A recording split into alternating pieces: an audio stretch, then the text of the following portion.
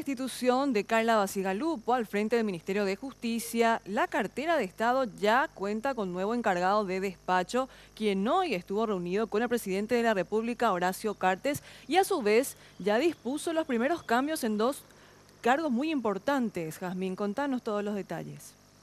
Sí, gracias. Y Eber Martínez seguirá interinando el Ministerio de Justicia, por lo menos hasta el retorno del presidente de la República, quien viaja ya hoy al Perú para la transmisión de mando presidencial. Él hasta ayer se estaba desempeñando como viceministro de Justicia, por lo tanto asegura conocer la institución que está ahora bajo su mando.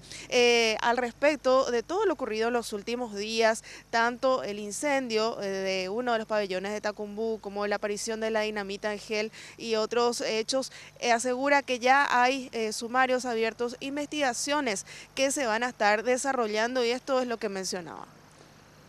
Y bueno, estamos en un estado de alerta máxima y con la confianza en que los funcionarios institucionalistas van a colaborar en estabilizar todo lo que tenga que ver con el sistema penitenciario.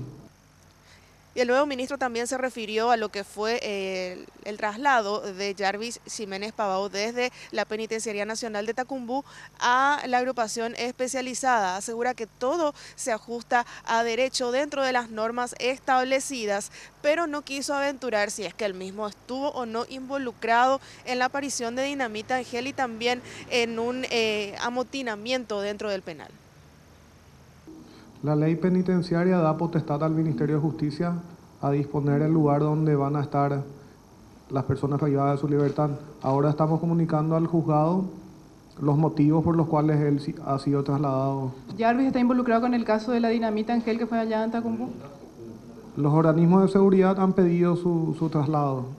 Ahora mismo voy a conversar con el doctor de Vargas e interiorizarme, y con el comandante Sotelo, e interiorizarme de los detalles.